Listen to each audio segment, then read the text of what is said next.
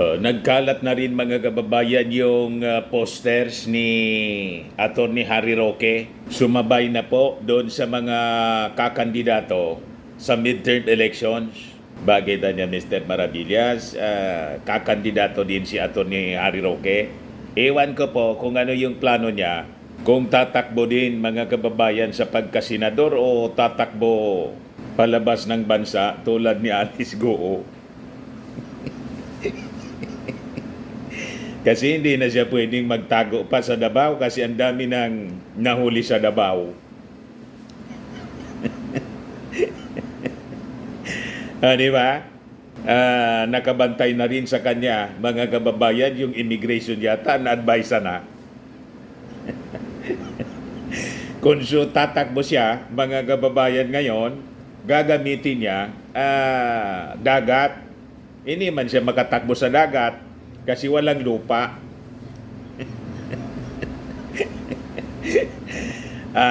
Gagamit siya ng barko tulad ni Alice Goo. Nauri pa rin. Di ba? Yan o, Mr. Maravillas, yung nagkalat na poster. Yan o.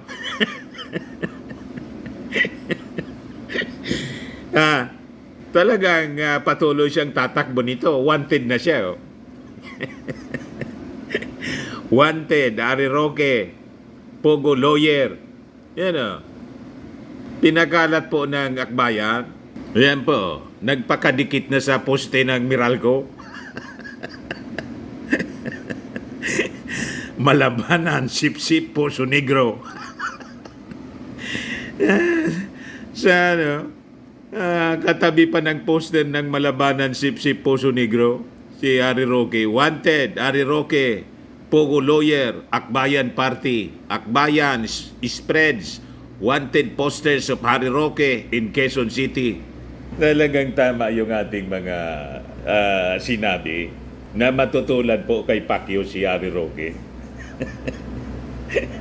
At lahat na silang magbabarkada, mga kababayan, pari-parihas yung kanilang sasapitin na kapalaran.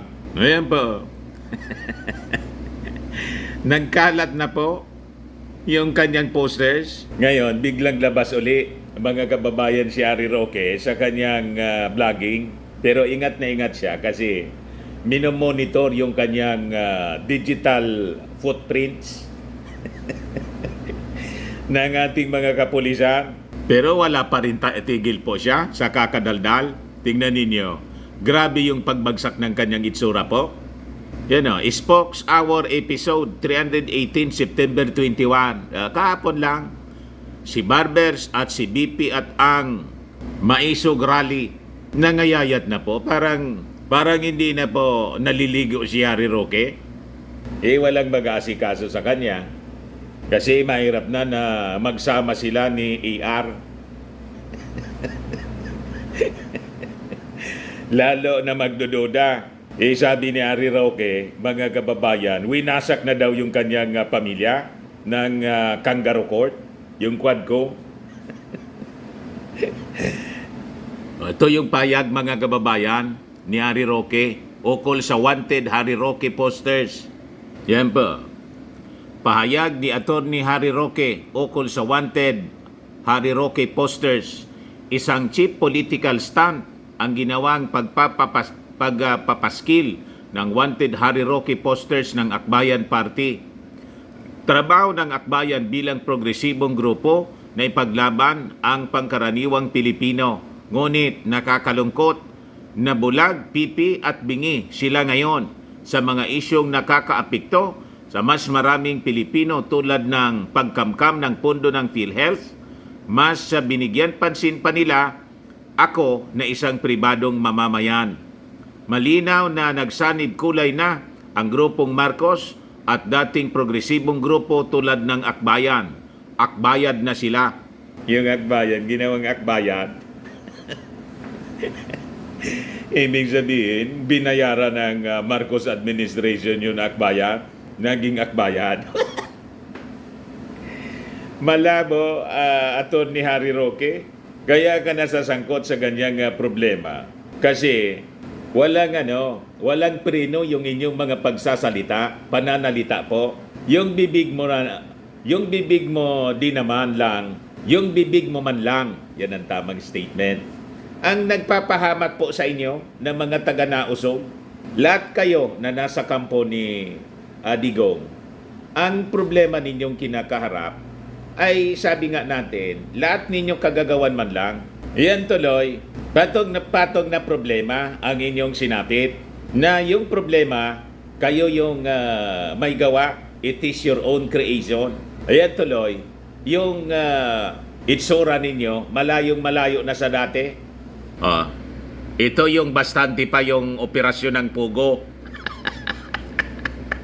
Yung buwelo pa, mga kababayan, yung operasyon ng Pogo. Ito yung itsura ni Atty. Harry Roque. Nang ipasara yung Pogo, ito na siya ngayon. Parang hindi na po naliligo. At pinagaanap mga kababayan ngayon ng mga polis kasi wanted ng Kongreso. Stress na po si Harry Roque dahil sa kanyang matalas na bibig. Ang susunod na magiging wanted yung kanyang asawa. Kasi ganun din mga kababayan ang ginagawa. Tinawag po si Congressman Ace Barbers na abusado. Ito po, statement of Mrs. Myla Roque on claims of Ace Barbers. Pinos po ni Atty. Harry Roque, sabi sa kanyang post kahapon, Ace Barbers is an abusive individual. He abuses his immunity from libel with a claim that I am an incorporator of Lucky South, even when there is no single document linking me to it. I flew to Singapore for treatment, but his malicious interpretation proves why his panel never accepted any of my medical certificates, not just from my long-time doctor, but even hospital records. And I traveled because I have a right to travel as guaranteed by the Constitution. And Kong Barbers, you are not somebody who can declare my family wasak. Check your mirror. Parehas po ang bibig mga kababayan. Myla Roque. Parehas ng kanyang asawa. Kaanghang ang mga nilalabas ng kanyang bibig. Malamang ganun din po ang abutin. Tulad ng kanyang asawa. Ngayon, sumagot na rin po si Congressman Ace Barbers. Sabi po ni sa report ng GMA News Online, sabi ni Congressman Ace Barber, ako pa nga niya yung nagtitimon sa hearing ng Kongreso. Yan po, Harry Roque's wife calls Barbers abusive individual. Lawmaker says he is a rather. Ako anya yung nagtitimon I would like to vehemently deny Mrs. Myla Roque's claim that I am an abusive individual who abuses my immunity from libel during the Quadcom hearings, sabi po ni Congressman Barbers. Barbers made a statement after Mrs. Roque claimed that he abuses his immunity from libel with a claim that I am an incorporator of Lucky South even when there is no single document niya na naglilink sa akin doon. Buwelta po ni Barbers, yung pangalan niya lumitaw in the hearings because she was the one who signed the lease agreement to a wanted Chinese IT expert who is in hiding after a raid in a Pogo Hub in Pampanga. Ayun, biglang lumitaw pala mga kababayan. Parang yung kaso din po ni Atty. Harry Roque, may nakuwang document po na may pirma niya. Di ba? Ganon din ngayon. Ganon din yung nangyari dito sa kanyang asawa. Kaya sabi po ni Congressman Barbers, ito anyang company, Biancham Holdings at and Trading Incorporated, na pag-ari by the Roque family, had leased their property sa isang pugante, isang Cambodian na si Sun Liming and his Chinese partner na si Wang Qiping na parehong allegedly engaged in financial scams victimizing investors in China. Yon ang kwento, mga kababayan, kaya pinapatawag ng Quadcom itong si Myla Roque. Roque's wife has been issued a show cause order for failing to show up in the inquiry. Sa kanyang Facebook post, she maintained that the Quadcom refused to accept her medical certificates. Sabi ni Mrs. Roque, lumipad niya ako kasi pa Singapore for treatment, but his malicious interpretations proves why his panel never accepted any of my medical certificates, not just from my long-time doctor, but even hospital records. However, Barber said that what she submitted niya were mere results from a certain diagnostic laboratory and did not clearly indicate details on the health issues she is facing. He also denied seeking the medical records. Sabi po ni Barbers, ang humingian niya ay Public Order in Safety Chair, Abang Lingkod Representative Joseph Stephen Paduano at saka si Antipolo City Representative Romeo Acop. Roque's wife also maintained her right to travel, and I traveled niya because I have a right to travel as guaranteed by the Constitution. In Congressman Barbers, you are not somebody who can declare my family wasak. Check your mirror. Dagdag pa niya, mga kababayan. Buwelta naman po ng congressman, hindi man niya ako nagsabi na wasak na yung kanyang pamilya. I think I would be the last person to say that. Mr. Roque's close executive assistant, A.R. de la Serna's disclosure and admission during the hearings that they are maintaining a joint bank account worth 3 million could have adversely affected or damaged his reputation. Sabi po niya. Ngayon, sabi ni Congressman Barbers tungkol sa mga problemang kinakaharap ngayon ni Harry Roque, sabi ni Congressman, bakit hindi niya tanungin yung kanyang sarili? Yan po sabi ni Barbers. Tanungin niya sarili niya. Congressman Barbers has debunked the notion that the House Quad Committee should be blamed for the current sufferings of Attorney Harry Roque at saka sa kanyang pamilya. Sa kanyang statement kahapon, Barbers reminded the public of Roque's omissions in relation to the Quadcom, which led to the current situation. When I was asked for comment by the media covering the Quadcom hearing on Mr. Roque's claim that Quadcom is destroying his family, my answer was, wag kami ang sisihin niya. Tanungin niya ang sarili niya, sabi ni Barbers. Tama po. Ang dapat talagang tanungin ni Atty. Harry Roque kung bakit nasadlak siya sa ganyang problema, yung sarili niya. Bakit ba siya iniimbestiga ngayon? Kasi nasangkot siya sa Pogo. That simple po. Illegal Pogo operations. Kung hindi man siya nasangkot dito sa Pogo, edi wala sana siyang problema. At isa pa, na trigger ng kakadaldal niya. Umatake siya ng umatake, ayan tuloy, kinalkal ng Congress. Yung mga kinasangkutan niyang problema, unang nakakalkal, mga kababayan, yung PAOK. So, siyempre, nadiskubre na may mga high-ranking officials ng previous administration yung sangkot, talagang ipapatawag kung sinong mga pangalan ang lumitaw. So that is normal. That's, walang politika po rito. Nagkataon lang na sila, mga kababayan, ang sangkot the previous administration. Anong magagawa ng Kongreso? Mandato nila. Pag hindi nila ito ginawa, this is a great disservice to the Filipino people.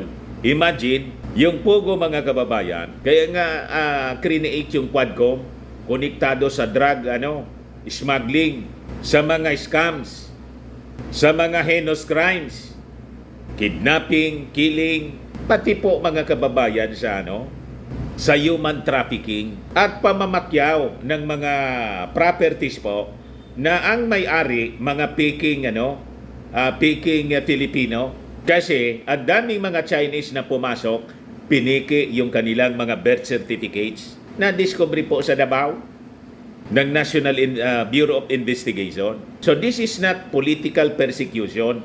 Kaya lang siyempre, mga kababayan, kung hindi siguro sila dumaldal ng dumaldal, nanira ng nanira, hindi maiisip ng Congress ito. Kuwan ko man lang po yun. Opinion ko. Kasi may kasabihan po tayo, no talk, no mistake. More talk, more mistakes. Kaya abang sige daldal ni Atty. Harry Roque at saka ngayon sumama na din sa nagdadaldal yung kanyang asawa, ayan tuloy, lalo silang nahuhulog sa kumunoy. Di ba? Yan po sabi sa Proverbs 18:21. Sabi ni King Solomon, death and life are in the power of the tongue, and they that love it shall eat the fruit thereof. Words kill, words give life. They are either poison or fruit, you choose. Hindi kasi nagbabasa ng Bible itong si Atty. Harry Roque. Ang binabasa niya, yung mga kasinungalingan ng kanyang mga kasama.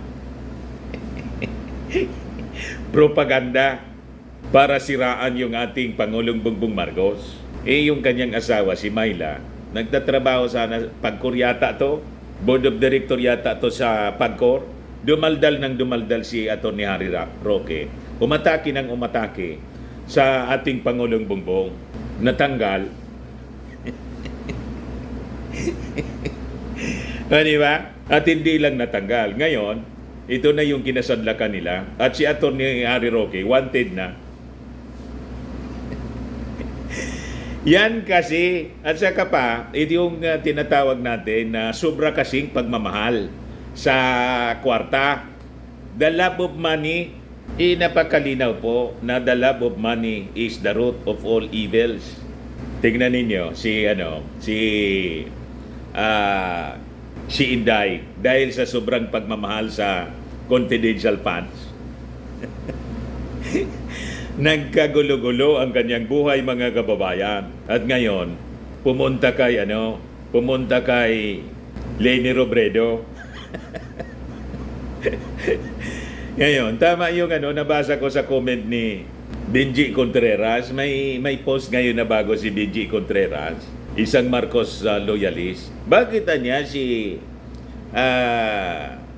BP Inday, walang picture nila ni Leni Robredo. Nang pumunta, walang video, walang picture. Nang pumunta doon sa bahay. Pero si Senator Bong Revilla, saka si DILG Secretary Benhur Abalos, may picture sila. O nga, no? Talagang tinatago siguro.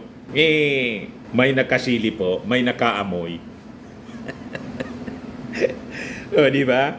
Sumingaw agad-agad, mga kababayan. Nagkalat agad sa social media. O, ito yung latest video ni Atty. Harry Roque. Pakinggan natin, mga kababayan. Sige, pang banat. Isang alagad ng batas, officer of the court, susunod po tayo kung ano man ang maging desisyon ng Korte Suprema. Pero ngayong araw, pag-usapan po natin ang tatlong bagay. Si Ace Barbers, si VP Sara, at ang Maisog Rally ngayong hapon. Ace Barbers, nagpa-interview po siya. At ang mga sinabi niya ay yung misis ko daw incorporator sa Lucky South. Unang-una. Pangalawa, dami daw ebidensya na ako ay talagang Dawit House. At pangatlo, syempre, ang sinabi niya na yung misis ko ay pumunta sa Singapore para tumakas. Well, Ace, alam mo, nagugulat ako dahil nung kami na may magkasama sa Kongreso, wala kaming masamang tinapay niyan. At nagugulat na lang ako na talagang ibang mga sinasabi niya. Hindihan ko naman yan. Utos yan ng speaker na talagang gisahin si Harry Roque dahil pinagbibintangan na tayo sa maraming bagay. Yung pulveronic video at saka yung picture kung saan lumalabas kung sino ang king and queen ng Pogo. Pero ganun pa man, uulitin ko po ha. Kung sa akin ang galing yan, paano naman sa akin makakarating yan? Kalapit lang kay Presidente. Merong ganyang access para makunan siya habang sumisinghot ng Fake pulveron. nga yung pulveron video mo. Ano ba mga sinabi ni Ace Barbers? Aba, unang-una, yan na yung misis ko na si Myla ay incorporator daw ng Lucky South. Sus Mariosep naman, Ace. Ang Senado, ang Kongreso, ilang beses na inulit-ulit kung sino mga incorporators ng Lucky South. Wala po doon ang pangalan ni Myla Roque. Sana patas lang tayo, no? Dahil paano pa na maniniwala ang mga tao sa mga investigasyon ng Kongreso? Puro kasinungalingan ang sasabihin ng mga kongresista. Ilang beses na po yan na Kaya nga po, Atty. Harry Roque, binibigyan ka ng pagkakataon na makapagsalita. Ang problema, nagtatago ka. Di ba? Iabogado ka at saka sabi mo, maiisog kayo. Bakit ka tumatakbo? Nagtatago ka. Doon pa lang, baliktad lahat yung inyong mga actions sa inyong mga sinasabi. At saka yung pulveron na video ninyo, pina-examine na at napatunayan ng mga experts talagang peke yung pinakalat ninyo ni Marlica. At tama ka, ikaw yung pinagdududahan talaga na nagpakalat. Nung pumunta ka sa Amerika, binigay mo kay Marlica, ginamit mo si Marlica. Kasi si Marlica, galit na galit sa ating Pangulo kasi yung mga hinihingi siguro dahil sa kanyang pagtulong, hindi na pagbigyan. Iyan kasi, lahat pang personal ang inyong mga agenda, mga interest personal ninyo. O di nasangkot kayo sa kung ano-anong problema. Kaya tama yung sinabi ni Atty. Ace Barbers o ni Congressman Ace Barbers, itanong mo sa sarili mo. Kung bakit ka nasangkot sa mga problemang yan. Yung lahat ng problema ninyo, pati ng inyong amo na siligo, kayo man lang po yung may gawa. Kahit si Inday, o bakit siya ngayon ganyan? Noong kayo ni Timpa, at hindi siya nagdadaldal at gumagawa ng kung ano-anong kabalbalan. Minutes lang yung approval ng kanyang budget. Kaya lang, yung budget niya, hindi man niya ginamit ng tama. Ito ngayon, iniimbestigahan yung kanyang spending ng kanyang budget at tinapyasan ng sobra sa kalahati ng kanyang hinihingi yung kanyang budget sa Office of the Vice President. Kaninong kasalanan yan kung hindi sa kanya? Tama? Kayo ni team kayo. Pagkatapos gumawa kayo ng mga kabalbalan. Inaway-away ninyo yung administrasyon. Ang gusto ninyo, magsalita lang kayo na magsalita ng masasama laban sa ating Pangulo, wag lang kayong hahabulin. Ano kayo, siniswerte? Tama? Yung sinasabi ninyong maisog rally kahapon, wala man, hindi maramdaman ng mga tao. Yung mga taga-SMNI nga, hindi na sumama. Lalong numipis, mga kababayan. Sinong sasamang mga matitinong mamamayan sa ganyang uri ng grupo ng mga binibitawang mga salita at yung issue, hindi man po totoo, gawa-gawa man lang ninyo. Tama? Sa mga naghanap ng malinis and spacious fitness gym, pumunta lang po kayo sa aming Colossal Fitness Gym. We also offer Grab Car Rental with our brand new 2023 model ng Toyota Innova. We also accept booking for those who are planning to travel via PAL, Cebu Pacific, and other airline companies, local and international, and bills payment for Meralco Bills, PLDT, Aleco Bills, etc. Ang Colossal Fitness Gym is located at 3rd floor Security Bank Building, Landco Business Park, Legazpi City, Albay. For inquiries, look for Chilon Maravillas. Contact number 0966-802-0949. Yan yung aming Innova. Lagi na pong matao sa amin. Pati mga foreigners po, tingnan ninyo. Mga British tourists sila. Ang lalaki ng katawan na, mga kababayan, nag-gym sa amin. Ito naman po, Indian National. Ito mga mga European sila. Ito naman yung bago naming product na binibenta online, Eye Glow Serum. Whitening po siya galing sa South Korea. Tingnan ninyo yung epekto sa aking anak na architect entrepreneur, Riz Maravillas. For inquiries, look for Riz Maravillas on FB. Ito naman po, Firmax Firming and Lifting Cream. Pinapahid po ito sa mga pulses and affected area. Mahina po ito sa mga pains at paninigas na mga kasukasuan. Ito po, Automax Radiant Serum. Sa mukha naman yung application. Anti-aging po siya. You will look 10 years younger than your age. Sa mga cancer patients naman po, baka lang gusto ninyo itong itry. Nengxia Red Mix Fruit Drink. Hindi man po siya gamot, food supplement siya. Kaya lang, gawa siya mga kababayan sa goji berry. Yung goji berry may anti-cancer properties. Yung mga inquiries ninyo, dumiretso na lang kayo sa aming messenger sa Facebook para masagot namin agad. Ayos po. Ako po si Dante Maravillas. Bye-bye. God bless.